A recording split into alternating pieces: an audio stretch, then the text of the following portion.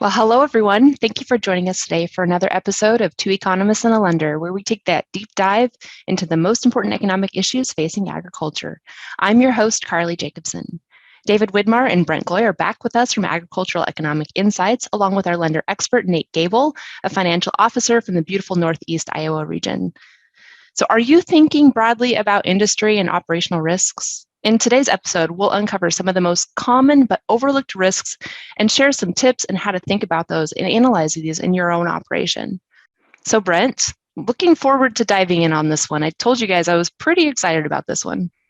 Yeah, Carly, thank you and welcome everybody.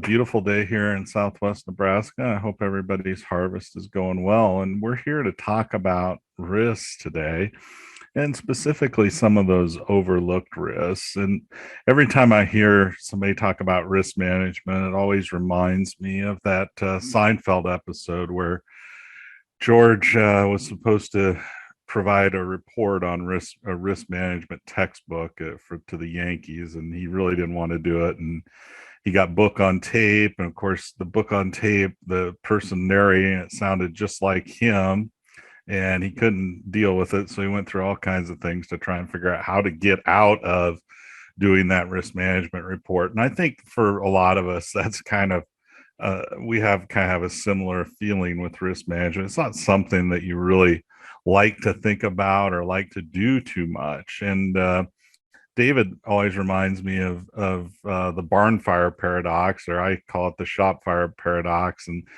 that's referring to this idea that a lot of the risk management gets done in the rear view mirror as opposed to forward looking. And so there was a large shop fire here in my area a few years ago, and I think the next few days, insurance agents just had constant phone calls from customers asking, "Am I covered for what am I actually covered for?" And what would happen if my shop would have burnt down like that. And I think that a lot of us do that. The picture shows a field burning, and we had one of those too a few years ago, and it starts to make you wonder, well, am I covered or not? And so instead of looking to the rear view mirror, we want to kind of look forward. The other thing I think that happens with risk management is we kind of get mind locked. We tend to think only about the risks that are happening right now. So it's somewhat reactive. And so right now, of course, everybody is talking about you can't go to a coffee shop in rural America and not have a discussion about things like fertilizer prices, which are going way up. And then, we've had large grain price movements and, threats to change the tax code, particularly the state taxes. So, we tend to get focused on what's happening right now as opposed to thinking forward. And that's what we want to do today. So what we like to do, and what David calls, a lot of people call brainstorming, what David calls clean sheet thinking. So get a plain piece of paper out with nothing on it and start writing some ideas down about risks that you are facing and thinking about and are important for your operation, but really just kind of try and surface as many of those kind of risks as you can think of, and then try and get specific with them and think about what tools and strategies might be available to manage those risks. And we're going to talk about a few of those today.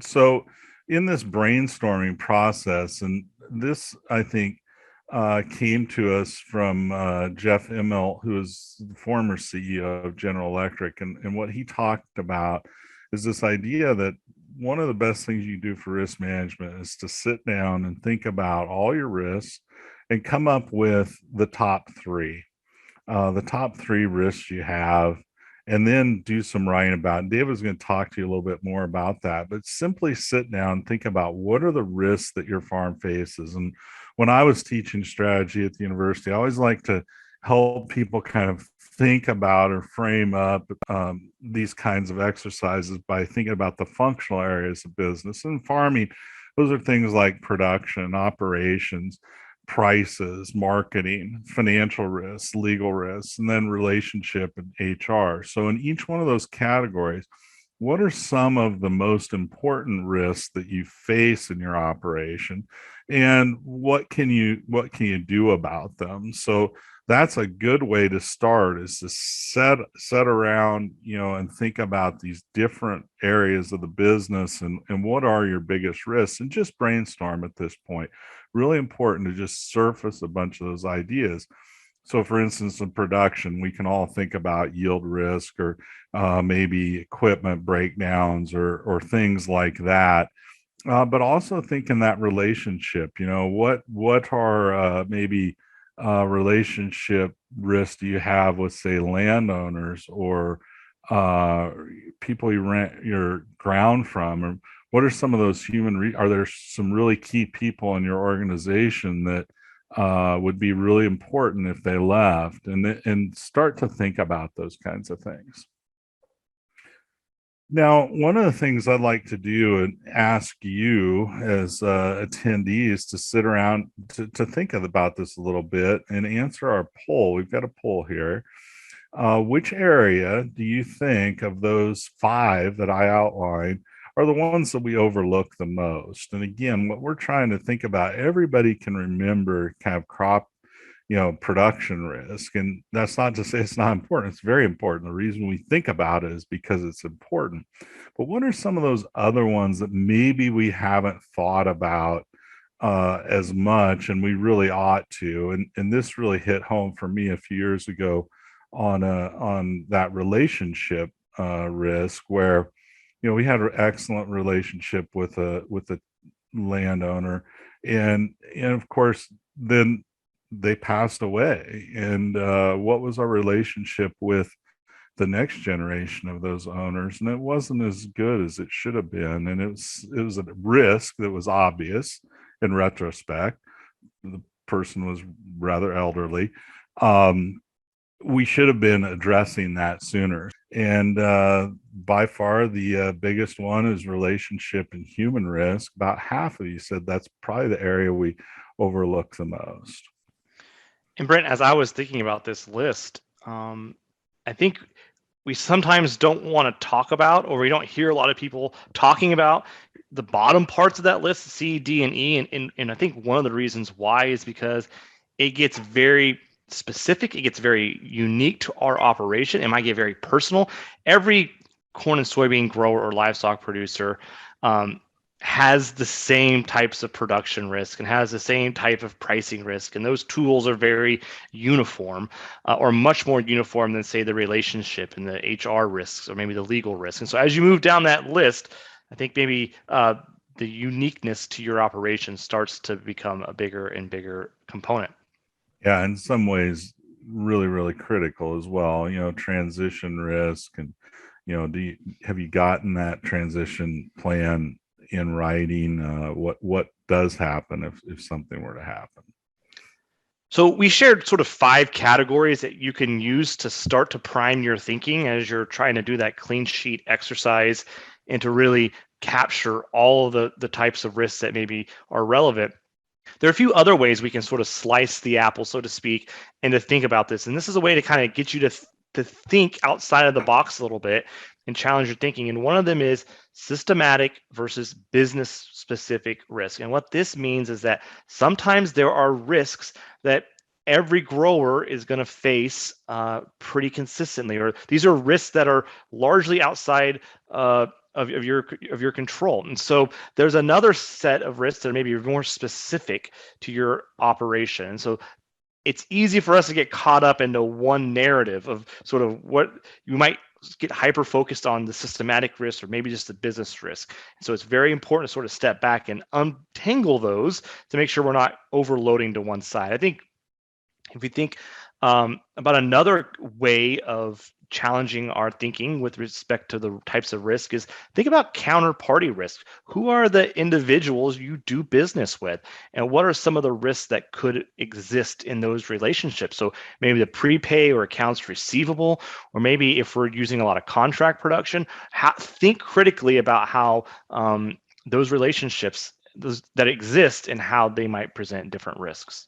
Yeah, and David, those are ones that I think, especially those counterparty ones that we all kind of are aware of, but we tend to kind of, hope they don't happen. And I think, it's interesting, even in your own area, just think about probably, I can think here of cases where people had, contracted prepaid stuff with suppliers, and they had problems. And, you hear about grain buyers, the same kind of thing in all kinds of different areas. And so I think it's one of those that, we really do need to think about, and see if we can do some things to mitigate those risks.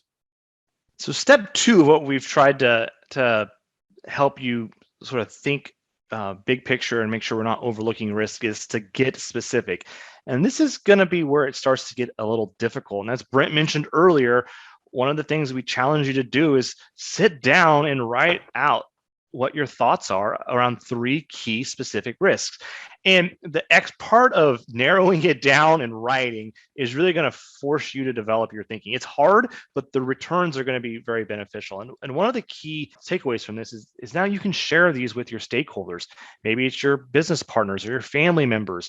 Maybe it's your land owners that you have relationships with. So this can really be a huge benefit for yourself, but can also really be beneficial as you think about those relationships. So putting that down on paper, and then you can share those ideas with others much, much easier.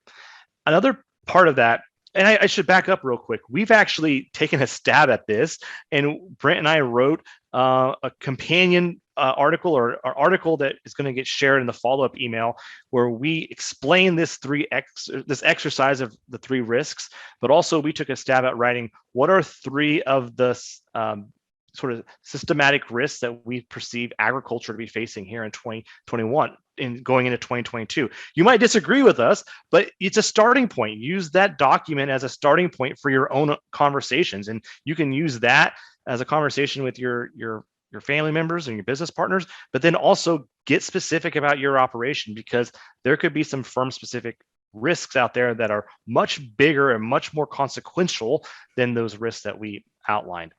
Yeah, we like to, in general, we have to think about, the big picture, and those 3 risks that we outlined. If we were to identify the top 3 for, say, my farm or even agricultural economic insights, those 3 would probably be a lot different than those big picture risks, because, there's some very specific things that we might be worried about. But that process of writing, I think, is the most important process.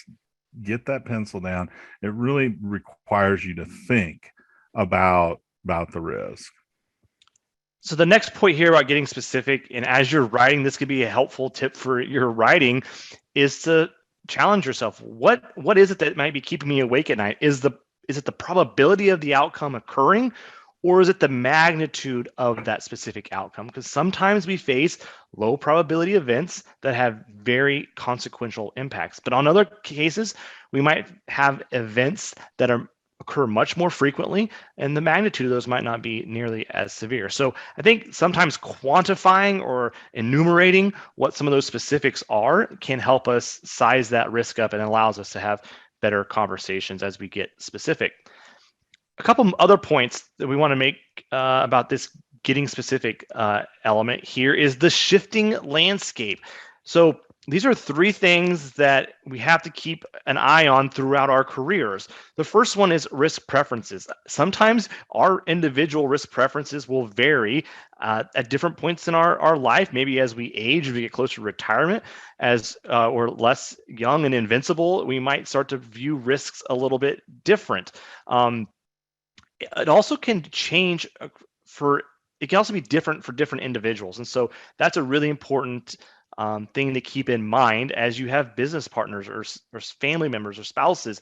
Make sure you understand that even though you're both looking at the same farming and looking at the same set of information, they could just perceive those risks differently. And it's important to at least acknowledge those risks and acknowledge those differences and preferences as you move forward. Another point here is that some periods of our career are more risky or less risky than others. And it's easy for us to sort of just say, oh, it's going to be risky next year, let's move forward. But really challenge yourself to think about what's riskier heading into 2022, what's less risky, what maybe do we need to be a little bit less concerned about as we're heading into the new year. And finally, I think maybe at sort of a high level, a philosophical level, maybe the biggest risks that we face in our risk management plan is complacency. And it's very easy in agriculture. You see a lot of folks saying, oh, farming is risky business. And, I don't want to get into the debate about whether or not that's true relative to flying airplanes full of passengers across the country. I don't want to get into that exercise, but I just want to point out that telling yourself farming is a risky business and just sort of patting yourself on the back and moving forward and not actually getting specific and evaluating tools and being strategic in how you're managing that is a disservice to yourself. Yeah, and I think that's really important. And we're kind of giving you a template or a roadmap here, but really you have to do the work on this. But I'm convinced that if you do it, you'll find it to be a very valuable exercise. So the third step here we want to that we think is valuable in this exercise is reviewing the tools and strategies. And so if you're following along, sort of start with a blank sheet of paper, capture all these ideas, then narrow it down and get specific about what the key risks are or the key issues are. And now let's evaluate the tools. Sometimes it can be tempting to only evaluate strategies and tools when they're presented to us. And so you might have a solution that you have to look for a problem with. And so we want to flip this around and make sure we're working to solve true problems that we have in the operation. So the first one I want to mention is we have to review the status quo. What is your plan and what's been your track record for reviewing the current risk management strategies that you have in place? We probably have a crop insurance plan and some coverage in place. We have marketing plans and we have property insurance. Those are sort of three big buckets. When was the last time you reviewed those? That's kind of going back to the barn fire story, right? Reviewing your policy after you have a fire is not the best time to be doing that. And so we want to make sure that we don't just keep hitting the auto renew button and letting those things kind of continue, because again, things shift over time. The second point I want to mention is let's not overlook some of maybe the non-traditional tools. I'm a huge fan of working capital as a form of risk management. And in my opinion, we've talked about this in an earlier webinar. We'll share the link with that again. But that's sort of the first line of defense. And it's the original risk management tool that we had in farming and in every business. A second tool we hear a lot about in agriculture, and this popularity of this ebbs and flows over time, is diversification. How does diversification fit into our business? Now, there could be this idea of a mirage of diversification, right? We have to be strategic. We can't just keep adding enterprises because in the quest of diversification, because sometimes those can actually be fairly correlated. Corn and soybean production are probably fairly correlated. And then finally, we want to talk about the financial structure. There are ways that we can structure our debt or our balance sheets to make sure that we're approaching this with a risk management strategy that matches with our goals and our plans. I think this step of reviewing your risk management plan is really important. I have the fortune of working with another company, and it's run by one of the smartest, best business people I've ever met in my life. And every board meeting, we kind of start with the kind of traditional stuff, but the first section of every meeting is going over the risk management plan. And this is not a business that you would think of as being as risky as farming. So, just the amount of time spent on that is really, indicative of how important this is. So one of the last ideas we're going to leave you with before we get to our conversation with our lender expert is this idea of, and this is an ideas that make us better. So this is sort of a mental model that you can take with you and apply it. It's the idea of Swiss cheese versus silver bullets. And the main takeaway here is there is no risk management tool is ever 100% effective. There are always trade-offs and there's always gaps in these risk management plans. And the goal here shouldn't be to find silver bullets, these fail-proof plans, but the goal should be to find multiple layers of semi-effective strategies that we can layer in our operation.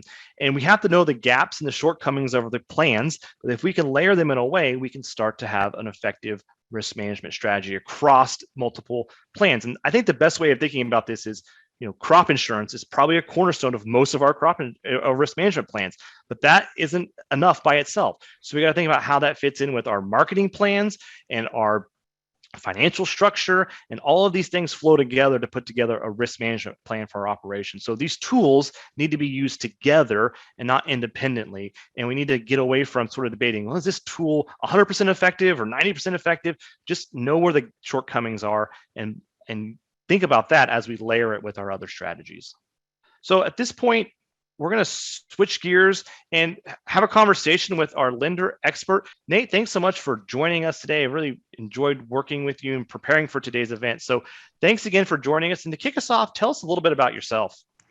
Well, first of all, thanks so much for the opportunity to visit with you all today. It's been great working with you all in preparation for this. But so I'm a financial officer with Farm Credit Services of America, and along with that, I operate a small grain and sheep operation in Northeast Iowa, along with my wife and 2 kids.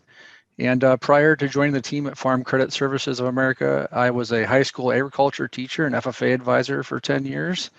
And then I was a farm business management instructor at our local community college for about 10 years.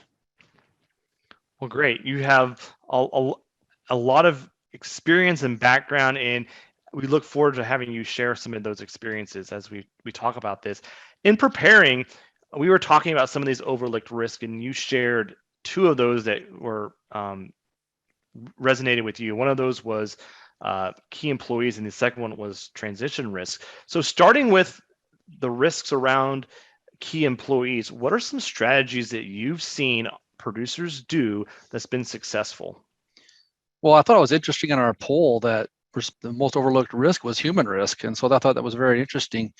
But it's a great question. A lot of industries today are struggling attaining and retaining quality employees.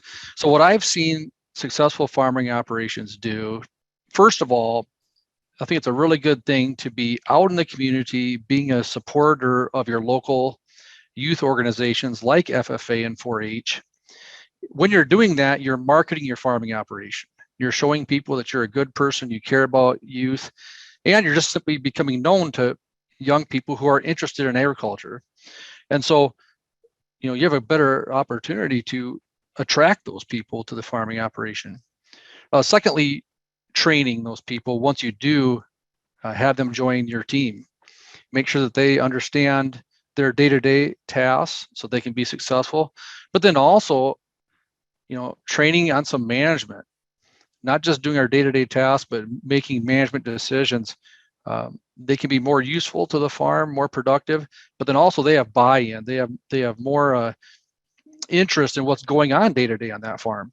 Third, what some really progressive operators have done is actually to offer some ownership opportunities for those employees. So let me explain or give some examples. One would be a dairy farm, and say they're milking 500 cows, and they have this employee that's really shown the aptitude and ability to be a great employee. And so they'll offer for them to purchase or to bring in, say, 5 cows of their own.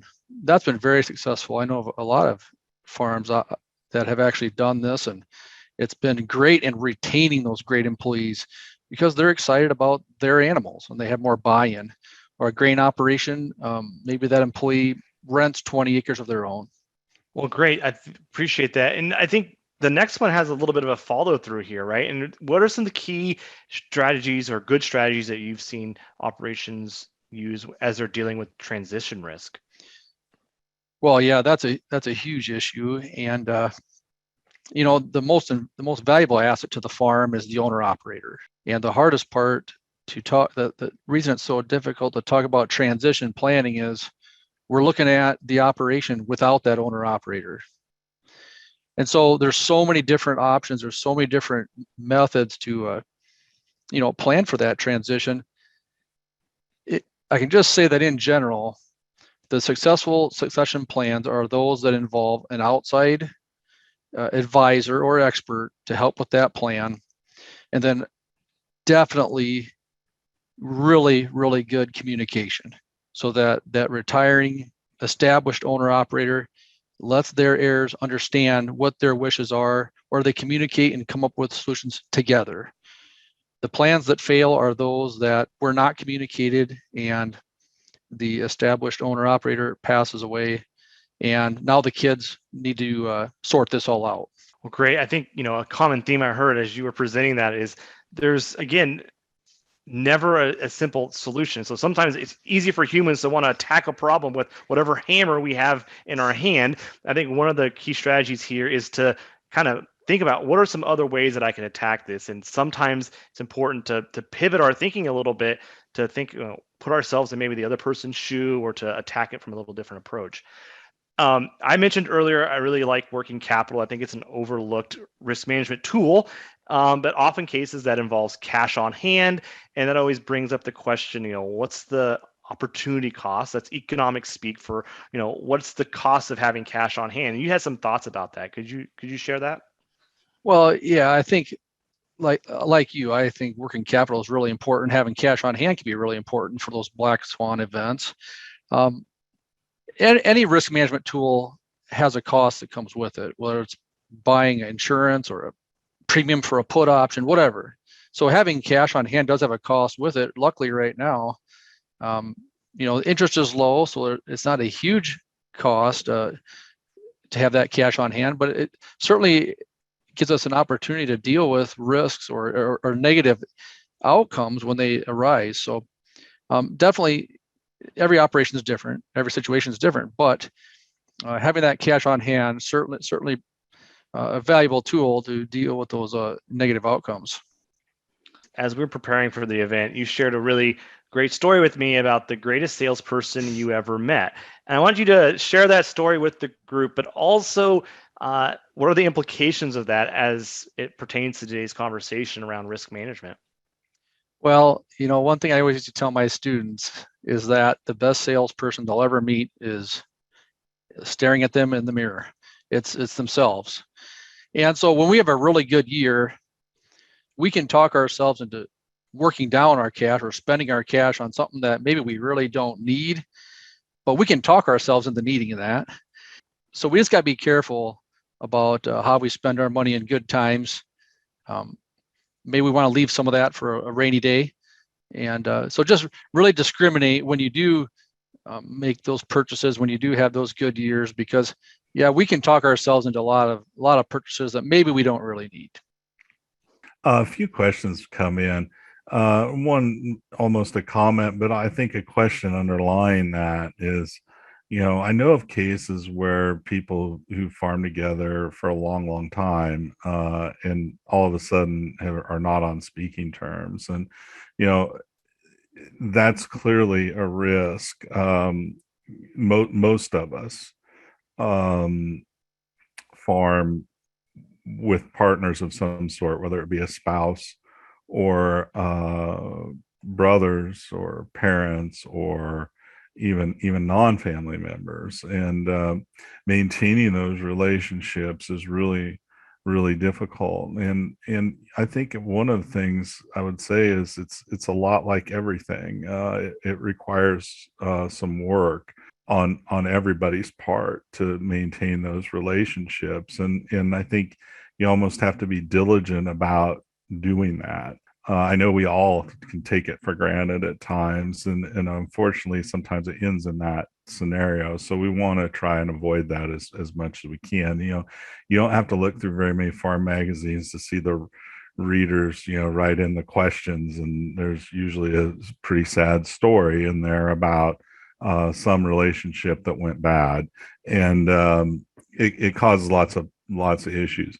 Another thing about that, though, one of the key things to do on that is to make sure we have good written agreements and revisit those. And I think that's one of the things we don't do enough, and I think we all let it slide. I mean, David and I have a written agreement, partnership agreement, and it works great.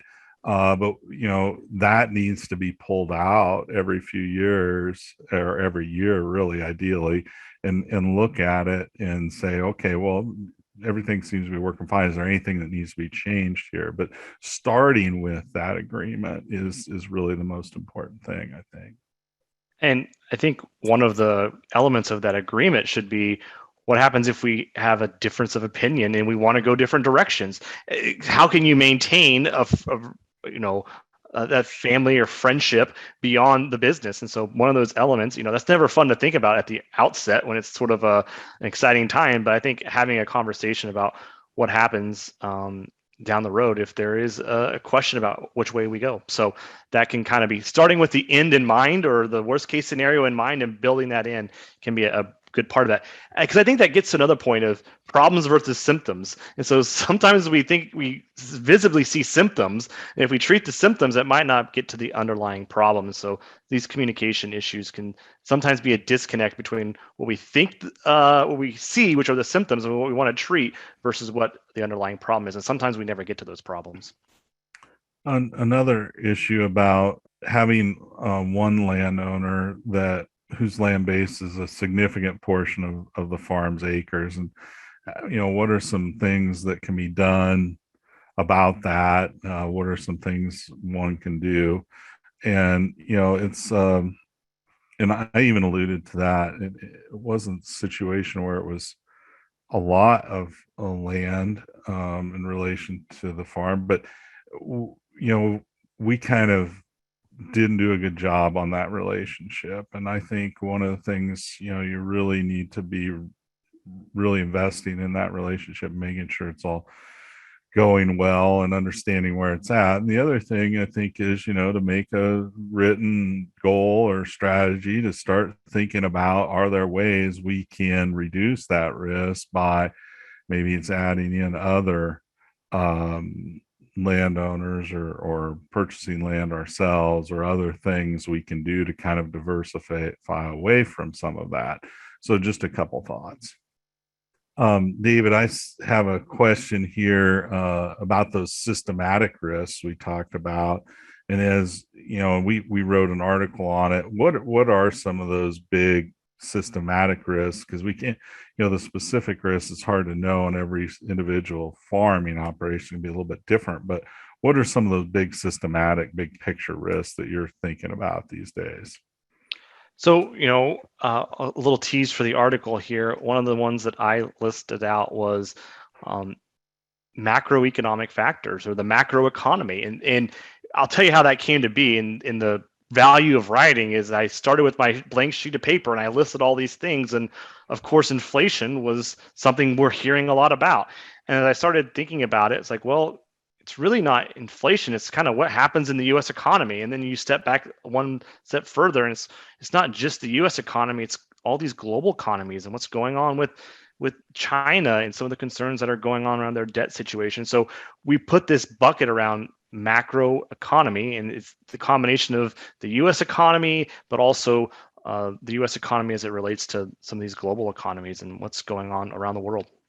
Yeah, and to follow on with that, as I think about it, one of the things that I think has resulted in the farm economy being where it's at, and particularly land values, is very, very low interest rates. And as things like discussions about inflation start to crop up, one starts to get a little bit worried that that low interest rate environment might change, and what would that mean for the farm sector? So I think that is in that macro economy vein, and you're seeing just I've sent David articles all the time, and I think in the last week I probably sent him 5 or 6 just about inflation and people's views on inflation, and where it seems to be headed. And it's a turbulent time, I think, right now.